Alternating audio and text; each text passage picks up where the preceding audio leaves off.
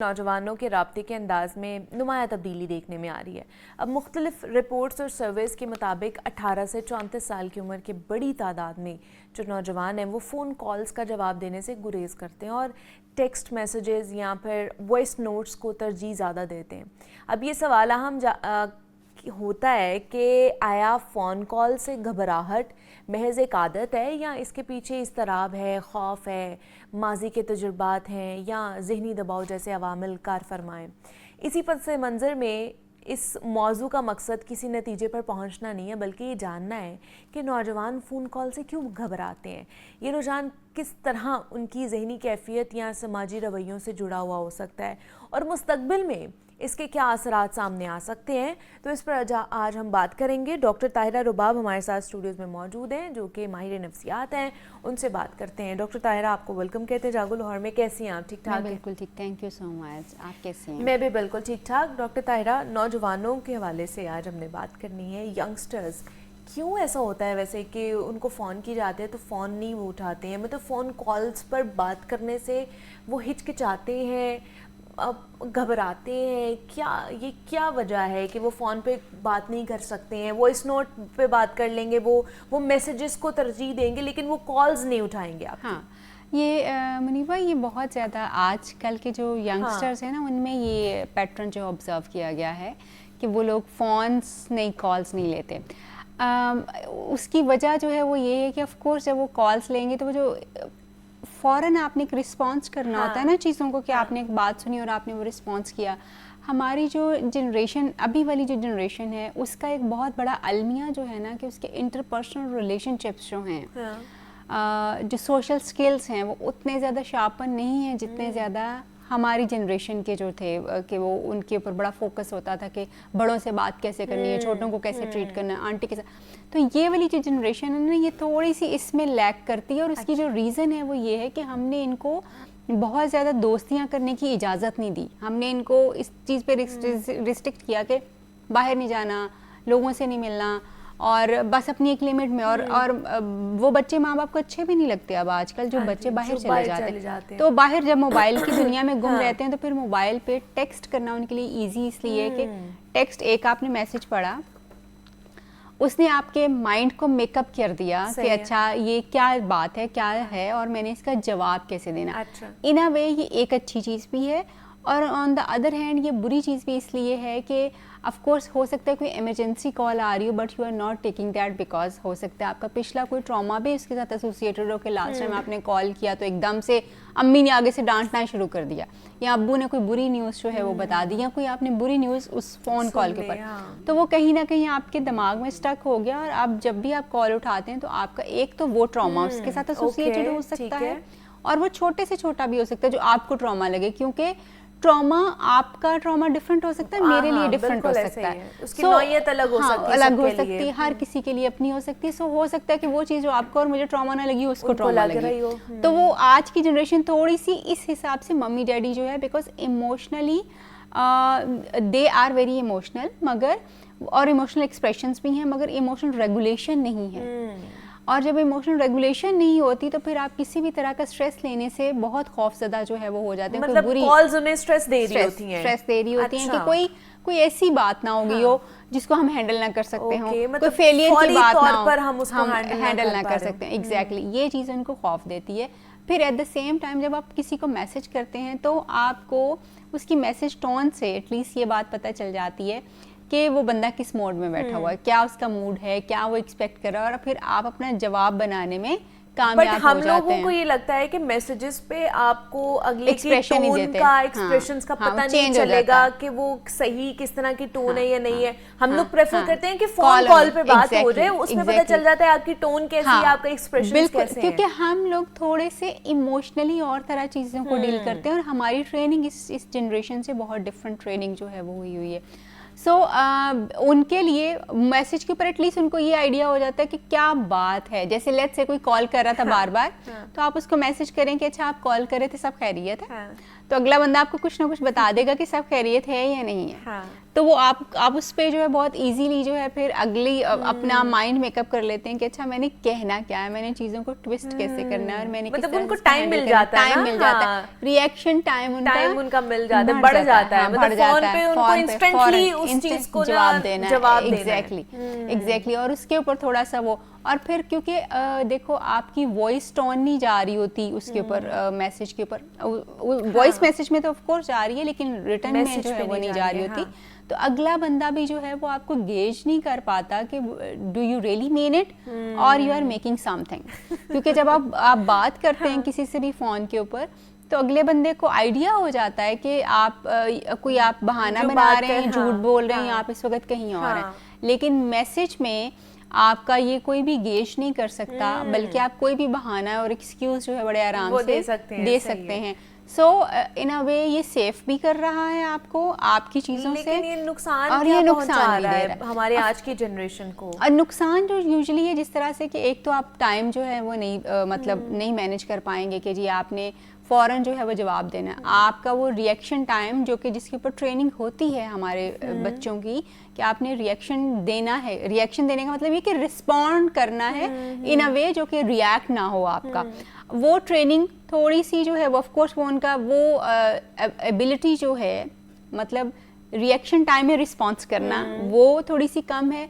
And then they are unable to deal with the uneven situations जो कि emergencies जो हैं वो आपको आ जाएंगी, फिर वो आपके लिए बहुत ट्रॉमेटिक जो है वो हो सकती हैं। देन अगर अंडरलाइन कोई कॉज ऐसी है जो आपकी ट्रॉमा से एसोसिएटेड, तो ऑफ कोर्स वो अंदर ही अंदर ज़्यादा होती जा रही है। क्योंकि आप तो, बल्कि मुझे इसी से याद आ गया, हैव अ क्लाइंट जो कि उसने मुझे बताया कि मैं फ़ोन कॉल्स के ऊपर बात नहीं कर सकता बिकॉज उसका कोई ट्रॉमा उसके साथ एसोसिएटेड जो था कि जी मेरी फैमिली में जो है वो किसी की डेथ हुई है और उसने मुझे कॉल के ऊपर बताया, तो उसी पे मेरा हार्ट रेट बहुत ज़्यादा हो गया, मैं परेशान बहुत ज़्यादा हो गया। अब जब भी मैं कॉल उठाता हूँ तो मुझे लगता है कॉल आ रही है तो मुझे लगता है खैर हो सही, मतलब वो मेरे में हिम्मत नहीं उस तरह से जो है वो आती। और समटाइम्स जो है लोग इसलिए भी नहीं कर रहे होते, कॉल्स उठा नहीं रहे होते क्योंकि they don't like talking too much. उनको लगता है कि जब मैसेज के ऊपर बात होगी तो आपको बात, क्योंकि जब आप मैसेज पे बात कर रहे हो तो you are managing so many things, आप अपना गेम भी खेल रहे हैं, आप अपनी चीज़ें भी कर रहे हैं, और जब आप लेकिन कॉल पे बात कर रहे हैं तो you have to be very आप उसके ऊपर रिस्पॉन्सिव जो है बहुत ज़्यादा हो रहे हैं। सो इसलिए लोग जो हैं आजकल की जो जनरेशन है वो इसलिए ज़्यादा प्रीफर करती है कि जी हमारा जो मैसेजिंग जो है उसके ऊपर जो है बात हो जाए। एंड देन मैसेजिंग उनको कहीं ना कहीं सेफ भी लगती है, कॉल पे आपकी आवाज़ दूसरा बंदा सुनेगा, बहुत सारी चीज़ें होंगी।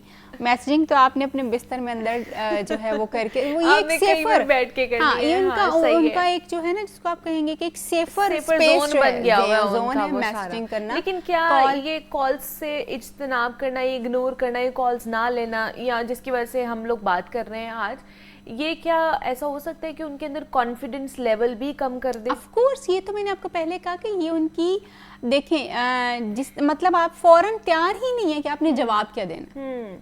आप ये सोशल स्किल्स हमारे होते हैं, ये हमारा पर्सनैलिटी ट्रेट्स होते हैं कि हम एटलीस्ट अपने माइंड को प्रिपेयर रखते हैं कि अच्छा किसी भी अनसर्टन सिचुएशन को मैंने हैंडल कैसे करना है।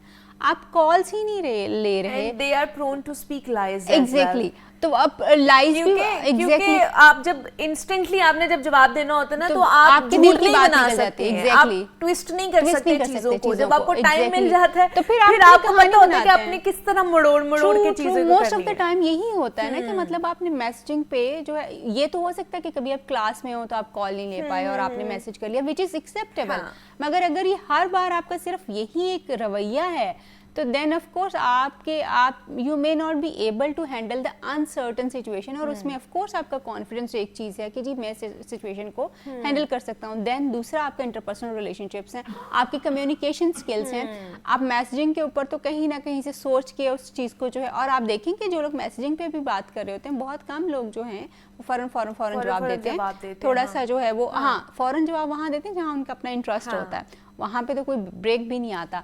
लेकिन यहाँ पे जो एक्चुअली जो है, और फिर क्योंकि मैसेजिंग में आपने उसको सारी चैट क्लीन अप हो जाती है, आपकी कोई चीज़ें जो नहीं जाती।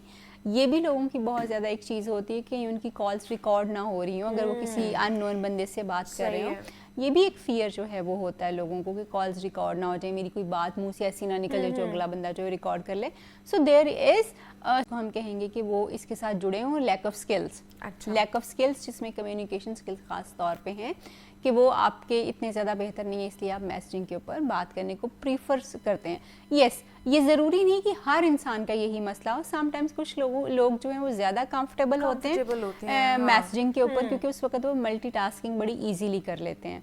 और समटाइम्स क्योंकि लोगों को शायद अपने ही मूड से इतना ज़्यादा डर लग रहा होता है कि कहीं वो रिएक्ट ना कर जाए कॉल के ऊपर, कोई बात ऐसी है जो गुस्से वाली बात हुई थी और उसको वो फ़ौरन ना कर दें, तो फिर वो ये भी एक बेहतर टेक्निक है कि आप उसको मैसेजिंग के ऊपर बात करके, लेकिन वो अपने इमोशंस को भी नहीं कंट्रोल कर पा रहे होते हैं। नहीं, इमोशंस तो कंट्रोल इस जनरेशन के हैं नहीं, वो नहीं है। दे आर वेरी मतलब बहुत इमोशनली रिएक्टिव है। और इस जनरेशन का सबसे बड़ा मसला जो है वो इनमें एंग्जाइटी और डिप्रेशन जो है वो बहुत ज़्यादा जो है वो पाया जाता है। स्ट्रेस, एंग्जाइटी एंड डिप्रेशन, ये 3 चीज़ें जो हैं इसमें बहुत ज़्यादा है। और वो जब भी कोई ऐसी सिचुएशन आती है फ़ोन कॉल के ऊपर ही, मैसेजिंग के ऊपर भी, तो उनके हाथ पांव फूले हुए होते हैं। इसलिए मैंने आपको पहले कहा कि इनके इंट्रापर्सनल और इंटरपर्सनल रिलेशनशिप्स में, यानी दूसरों के साथ रिलेशनशिप्स कैसे मेंटेन करने हैं वो, and at the same time अपने आप को कैसे डील करना है, ये चीज़ें इनमें लैक कर रही हैं, जो कि ऑफ कोर्स हमारे इस तरह के चैलेंजेस को जो है बढ़ाता है कि जी बेसिकली आप जो है किसी के साथ बात करते हुए आपको समझ ही ना आए एकदम, you need time, you need time to make your answer actually. तो वो आपका रिएक्शन टाइम जो जिसमें हो सकता है किसी एक सिचुएशन में आपको फौरन रिस्पॉन्स करना है, मगर क्योंकि you are not ready for that, तो हो सकता है कि आप रिस्पॉन्स कर ही ना रहे हो और घर में कोई बहुत बड़ा नुकसान हो जाए, कहीं और कोई और बड़ा मसला हो जाए।